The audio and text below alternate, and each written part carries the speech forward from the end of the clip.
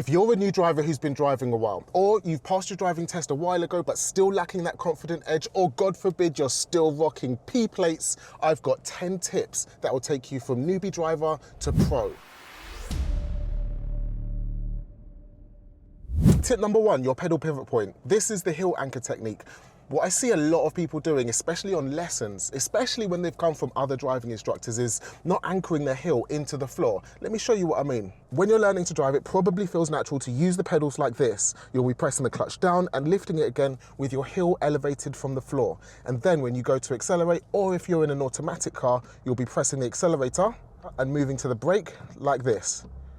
Whether you're in a manual or an automatic, that's not good for 2 reasons. Number 1, moving from the accelerator to the brake pedal with your heel off the floor takes more time and it's a lot slower. And number 2, especially if you're in a manual car, trying to use the clutch pedal, which is normally quite a bit stiffer than the accelerator and the brake pedal, with your heel off the floor means that you've got to lift your entire leg and suspend it and try and move the clutch in a really precise way. It's really difficult. It will make your clutch work jerky, and on long journeys, whether you're in a manual or an automatic, trying to keep your legs up in the air is gonna get really tiring. Here's what to do. When you press the clutch pedal, keep your heel on the floor so the pivot point is your heel and not your hip. That lets you take much more precise movements with the clutch pedal and means you won't get fatigued on a long drive because you've kept your entire leg suspended for a whole 2-hour driving lesson. It's exactly the same with the brake and the accelerator. Dig your heel into the floor so you can use that as a pivot point to switch between the gas and the brake. So if you're accelerating along a road and something jumps out in front of you, it's much quicker to pivot, to hit the brake and be able to stop much faster.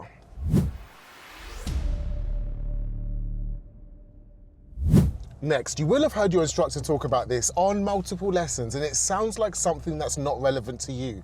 But when you're in queues of traffic, especially if you're on a hill, leave an adequate gap between you and the vehicle in front. Let me tell you why. You've heard your instructor saying this, and nobody else does it on the road, so it sounds like something that's only relevant to the driving test. But let me tell you why it's actually important for real-world driving and why the best drivers always do this. If you're in a town or a city, this is especially important because you might be following a taxi and you stop, they stop, and what happens next is someone gets out of the back seat and you're like, oh, because you've stopped so close, you can't do anything next to get around. You just have to wait for them to move.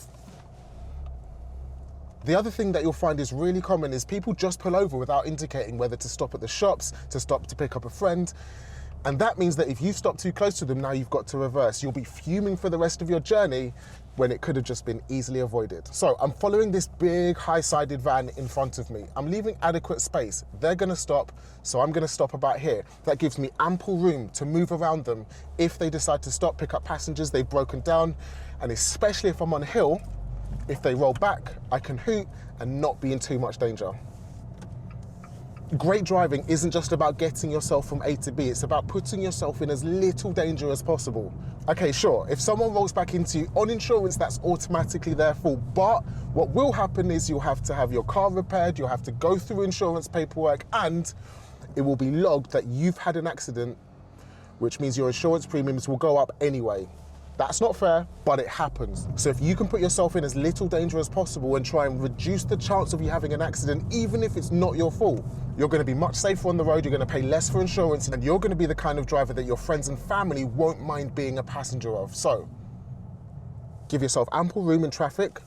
Tires and tarmac does matter, and even if nobody else is doing it, you're doing it to keep yourself safe and be that pro driver.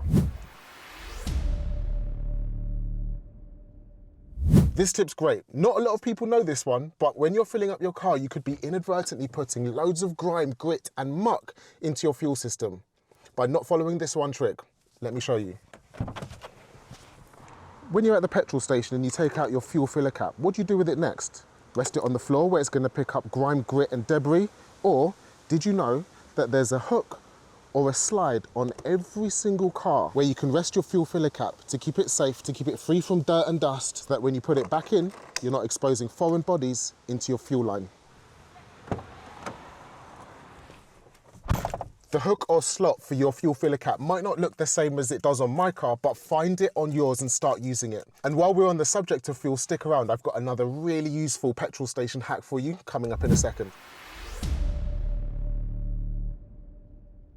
This next tip saves you fuel, saves you maintenance costs, and gives you and your passengers a much smoother ride. If you notice a red light or slowing traffic, slow down much earlier. That means you can slow down smoother, you can keep the car rolling, which means that you spend less money on fuel accelerating, and you're braking a lot less sharply, which means that your brakes will last a lot longer. So as soon as you see your light change to red, as soon as you see traffic ahead start slowing down, ease off the gas, start pressing the brake gently. This won't just save you money and give your passengers a smoother ride, it will make you a much safer driver. Because to do this, you have to look so much further ahead, which means that you're planning ahead better, you're spotting dangers on the road much earlier. So I'm progressing up to this red traffic light and I'm easing off the gas nice and early, switching to the brakes super early. Let's see if I can keep it rolling on this one. That's saving me money in fuel, money in maintenance costs because I'll need brakes a lot less. Plus my passengers have had the smoothest slow down behind this white car in front of me. And then because I'm using my eyes like a hawk and planning as wise as an owl, that means I'm much safer on the road as well.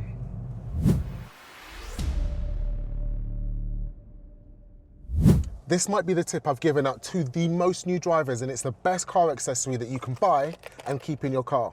This is my jump pack and it comes with 2 items. This is a battery pack and these are your jump cables. When you buy a car, I guarantee this will happen to most of you at least once. So you're parked up, you're waiting for your mate to arrive. You're sitting here, your engine's off, but the car system is on. You're listening to tunes, you're chilling, charging your phone. Then your mate gets in the car, you go to start the engine and nothing happens. Because you've drained so much of the battery power by listening to the radio and charging devices that now it's not got enough juice to start your engine. And you're completely stuck and stranded. I'll be honest, I'm an experienced driver. I've been driving for like 17 years and I still do this, which is why I keep a battery pack in my car. It's always charged and it's always there ready to start my engine if I run out of battery power. See if you can switch the car on. Oh yeah. Off. On.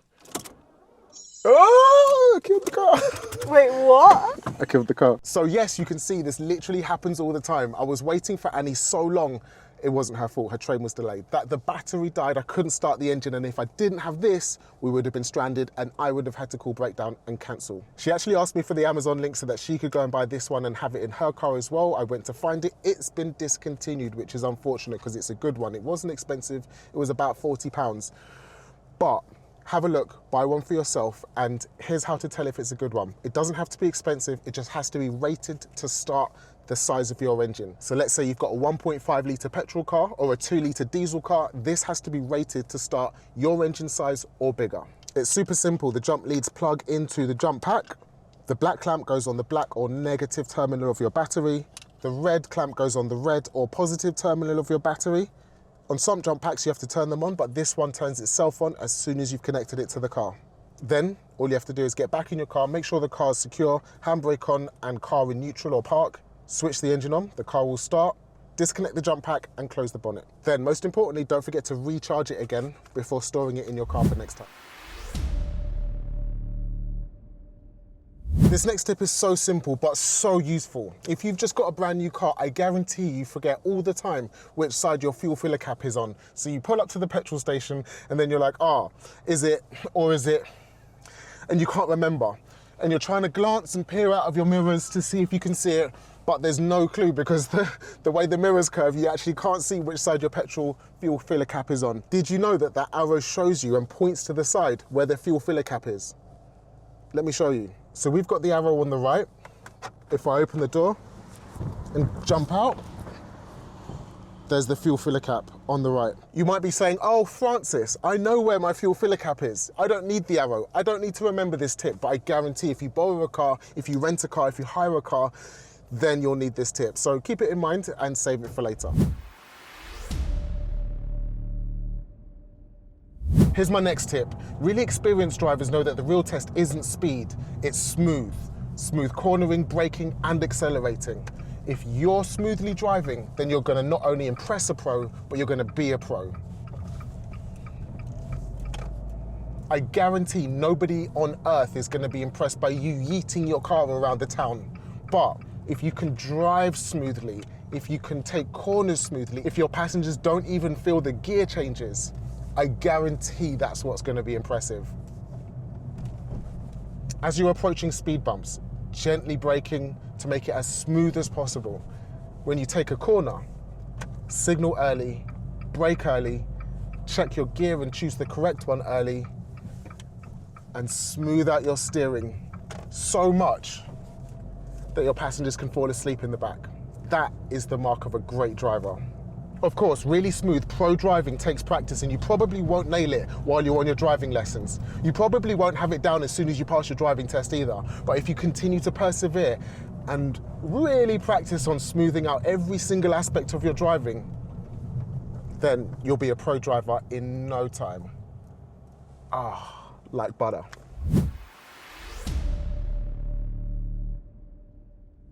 This next tip's really useful. Once you pass, you're going to be driving at night. I don't know if you took night driving lessons or not, but most people don't.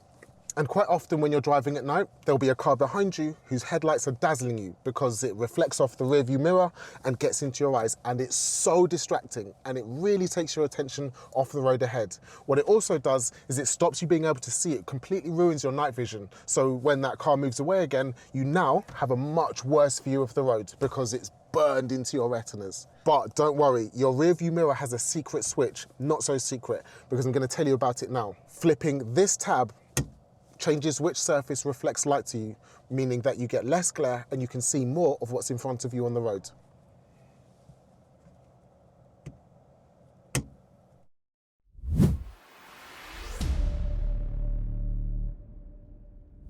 This is easily my most requested tip by new drivers, by far. How do I parallel park into tight spaces? Here's the problem. On your driving test, the examiner will never get you to parallel park into a space that's not wide enough for 2 cars. That's quite a big space. So your driving instructor is likely to teach you a method of parallel parking that's got wide margins and a huge chance of success. But in the real world, that doesn't really work, because if you can parallel park into a space that's wide enough for 2 cars, you may as well just pull forward into it. So I'm going to give you a new technique. This might take some tweaking and it might take some practice, but if you follow it and you're good at it, you'll be able to park in really tight spaces. Okay, here's a view from outside the car just to show you how tight this space is. You would not be able to get into this space with the regular 1-2-1 driving test parking method. So let's first get out of this space and line up next to the black car ahead of us. I want to be nice and close to the car, but not too close where I'm in danger of hitting it. About ½ a meter in between me and the car next to me is perfect. I'm going to go into reverse, and I want to get to a point where my mirror is about halfway along the front door of that car. It doesn't have to be exact, but what we're looking for is that the back of my car is at least minimum in line with the car I'm parking against. If it's too far forward, let me show you. Drone shot. Then when I turn left, the back of my car is likely to hit the back of this car. So minimum, park with the back of your car in line or slightly past the back of the car you're parking against. And the easy reference you can use for that is your mirror halfway along the front door. Then spin the wheel all the way to the left. Make sure you're checking around. This isn't just for your driving test. It actually keeps people safe. And then start reversing. And where we want to get to is about a 45-degree angle with the curb. About 2 o'clock is perfect. So let me go just a little bit more. There's my 45-degree angle. I'm going to take the steering off so that my steering wheel is straight. I'm going to keep reversing back until the door handle, my front passenger door handle, is sitting flush and tight on top of the curb. And then I want to continue reversing and steer to the right. Obviously, don't forget to keep up your observations. My wheels are all the way locked to the right to give me the maximum steering angle so that I can take the sharpest turn into the box so that I waste as little forward and backward motion and maximize the turning circle. Then straighten up your wheels, neutral, handbrake, and we're done. I could not have parked any tighter. You can't physically park a car any tighter than this. If you've got an even smaller space than this, Then you need to come into the curb, and then you're going to have to nudge it forward and backwards, shuffling. That's the only way you can park in a tighter space than with this method. Now, here's the problem. Every car's turning circle is slightly different.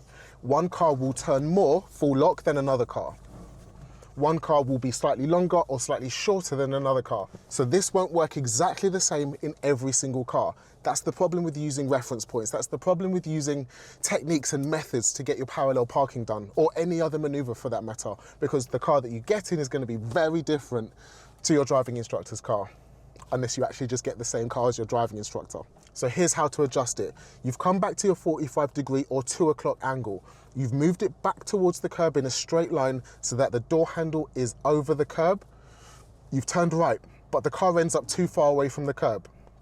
Then on the straight phase, straight back, you need to come slightly further back. Make sure the door handle's over the curb, for example. If you're parking too far away, make the door handle further onto the curb. If you're parking too close to the curb, make the door handle further away from the curb. Adjust it, retry it, and then keep going until you make it perfect. This video's been a long time coming. This video's been so requested. I finally made it. If this helped you, let me know in the comments. And if you're still struggling, then let me know as well in the comments, and I'll give you some further hints, tips, and pointers. Let me know what you're struggling with. Next, this tip's all about maximum safety, keeping you and your passengers as safe as possible while they're in your car. You need to look further ahead than you think.